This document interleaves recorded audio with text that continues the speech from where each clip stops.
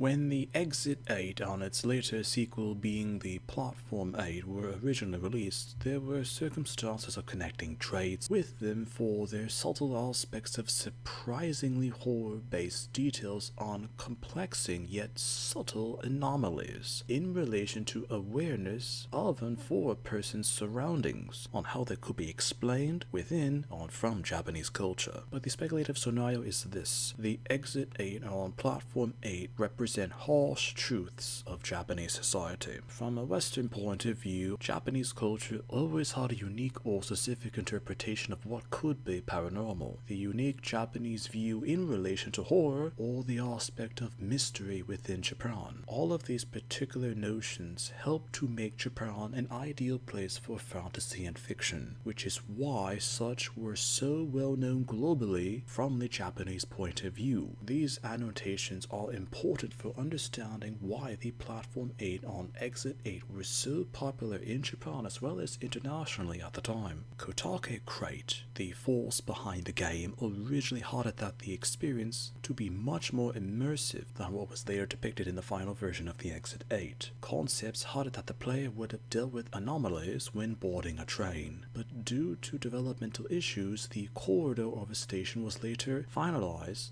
to be the setting of the game. The game is that the player would assume an ordinary nameless civilian passing through a said station's corridor, and through their walkthrough in the corridor would naturally notice if anything was peculiar, even out of place, or slightly different. If the player does not notice anything and is successful, they're allowed further through the level. If they are unsuccessful, they will meet their end through a variety of ways, all depending on the said abnormality that they failed to notice. There are a set amount of areas that the player needed to pass through to successfully get to an intermediary location. Originally, Kotake Crate didn't plan on having an intermediary or resting location, but upon testing it was decided that players needed a few moments to deal with the anomalies before continuing their playthrough. Once through, these said situations and natural inconsistencies get harder to detect, and the player has to judge more precisely on what to do more quickly in their assumptions, or else they meet their end once more. Eventually the player can't proceed all the way through and escape, or, according to the game's lore, endlessly repeat the said location forevermore. Originally, Kotake Crate didn't expect the game to become the decent success as it was when released,